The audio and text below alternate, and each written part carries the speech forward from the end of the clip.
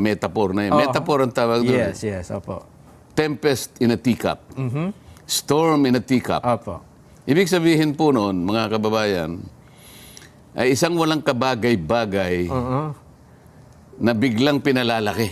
Yes, Binibigyan ng di kawasang atensyon na para pag-usapan, samantalang yung significance niya, yung halaga niya, sabi nga ng Pangulong Bongbong Marcos, hindi naman makapagbibigay ng kahit anong kabutihan kahit sa buhay ng isang Pilipino. Ganun ang pagkakasabi ng Pangulo. Yes, opo. Magtataka ka naman, yung mga pumirma, kauna-unahan yung kanyang anak. Kaya medyo magtataas ka ng kilay eh.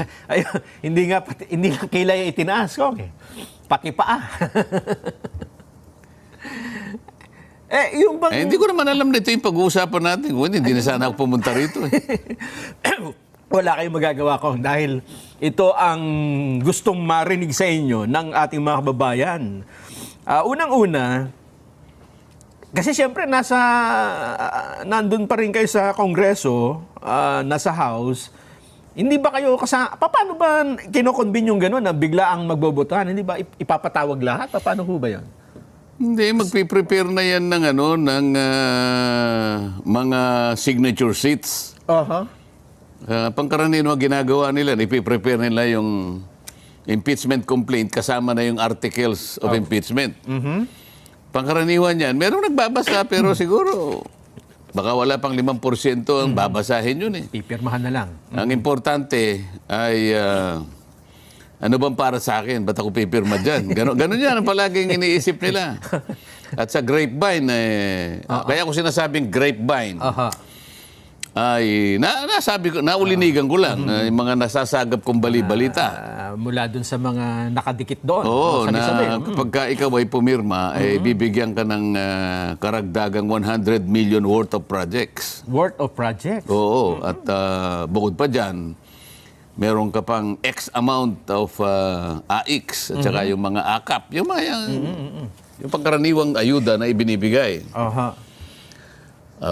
Siguro, may inganyo yung mga pipirma sapagkat inaakala nila na malaking bagay para sa kanila yon. Kaya pala merong isang congressman ang nag-post ng ayuda is coming.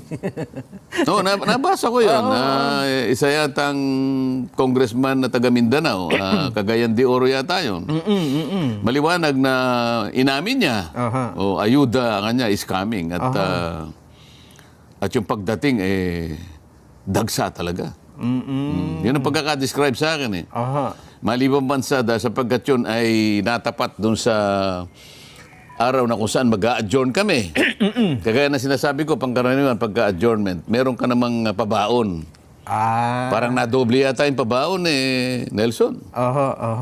Pero ako, hindi ko na inaalala yun sapagkat matagal na akong wala. Sinabi ko naman sa iyo, tinanggal na ako sa lahat ng ganun. Itinuring nila ako na hindi na ako kasama. Na hindi na ako member ng House of Representatives. Pero hindi natin ikinalulungkot yun. Nasasabi ko lang, kasi para sa ganun ay malaman ng ating mga kababayan kung anong klaseng leadership meron kami sa House of Representatives. Ang isa sa katanungan ko, 7 articles of impeachment ang isinampa eh. Hindi ito yung, kasi 3 yung nakaumang, hindi ba? May hinintay silang pang-4. Mukhang dito pinagsama-sama at may karagdagan. At ang number 1 sa articles na yon ay yung tungkol sa high crimes. High crimes in contracting an assassin and plotting to murder or assassinate the President, the First Lady, and House Speaker, which as publicly admitted by her in a live broadcast. Anong masasabi po ninyo? Ano yung high crime? Yung nga daw pong kapag ako'y napatay, sabi niya, meron na akong kausap na papatay kay ganito, kay ganyan, at saka kay ganon. Ano yun? High crime. High crime daw po nakalagay. O di bahala sila, patunayan nila yun. Kasi kung talagang matutuloy yan, at kung sakasakaling ako naman ay pala rin, nandun naman ako sa, alam mo na. Kaya titingnan natin, pagtatatanungin natin, yung bang pagkakaintindi mo sa high crime? Yung halimbawa may nagbanta. Aha. O sa akin kasi grave threat lang yun eh.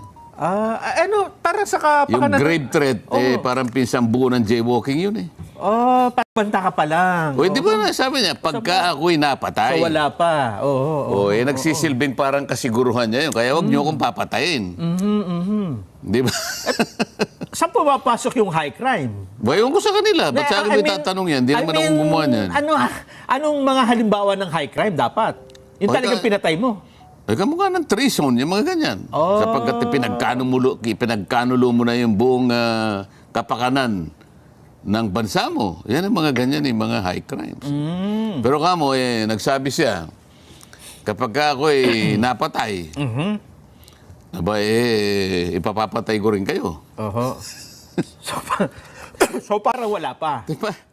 Para sa akin, salita lang yun. Para sa akin, grave threat eh. Kaya sinasabi ko sa'yo, pinsang buo ng, ng malicious mischief, ganyan. Oo nga. Ng jaywalking, bahala sila. Di ba? Sila magtatanggol niyan, no? Hindi silang magtatanggol. Sila ang Silang magpo-prosecute. Ipatutunayan mo, sang-ayon sa mga ebidensyang daladala mo, na may high crime nga. Na meron nga ganyan. Kasi kailangan patunayan mo yun. Hindi mag-a-allege ka ng ganyan. Pagkatapos, baka mamaya, saka mamadali nila, nagamit nila yung high crime. Pagkatapos, sige nga, tingnan nga natin ang definition ng high crime. Baka hindi mag-qualify ang ginawa mong article of impeachment. Yun ang number 1. O baka sa mukha mo sumabog yan. Yung number 2 ay tungkol naman Hindi sa... ko pa nabasa lahat yan, ha? Ngayon ko lang naririnig yan.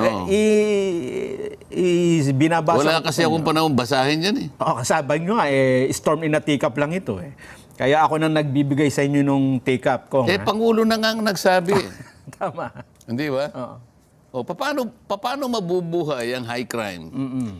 Pangulo na nagsabi, sa aking opinion, wala ikang kabagay-bagay lahat yan. Narinig din naman ng Pangulo yung mga ganong klaseng pangungusap mula sa Vice President. Opo. Pero sabi niya, yung mga bagay na pinag-uusapan ninyo, na nauuwi sa ganyan, sa aking palagay, ay wala ikang kahihinatnan yan. Marami tayong problema at mahati lang ang atensyon ninyo. Para saan yan? Wala, sabi niya, sa wala. O pagkatapos, hahabi ka sa pamagitan ng iyong imahinasyon. Aba, may high crime dito. Ha? Kung yung mga... Kasi meron silang isinama rito na, halimbawa, yung tungkol sa di umano ay pagkakaroon ng yaman, pero ang taon 2007 hanggang 2017, hindi pa siya Vice President eh. Pwede bang isama yon? Paano mong isasama yun? Ang kanyang pagiging Vice President, ang importante dyan, kaya siya naging impeachable. Yung mayor hindi ini-impeach. Yung konsihal hindi na-impeach. Ang senador hindi na-impeach. Congressman hindi na-impeach. Ang judge hindi na-impeach. Bakit isasama mo yung aligasyon tungkol sa kanyang pagiging mayor o kaya vice mayor? Wala akong makitang impeachable offense sapagkat pagka vice mayor ka o mayor ka, hindi ka impeachable officer. Opo. Hindi ba nila alam kung sino-sino lamang? Tinukoy naman ang saligang batas. Kung sino-sino lang ang pwedeng sumailalim sa impeachment. Distinguido po lahat yon. Kompleto yung listahan. Presidente, Vice President, Ombudsman, mga commissioner ng ating constitutional commissions. Tatlo yon eh. Civil Service, COMELEC, COA, ayan, at saka po yung mga maestrado ng Korte Suprema. ng Korte Suprema. Yan lang po ang mga impeachable officers. Wala na po. Wala na. Kung ilalagay mo dyan, yung inaakala nilang ebidensya nung siya'y mayor, napakalayo naman nata nun. Yan ba yung pinagsikapan nila?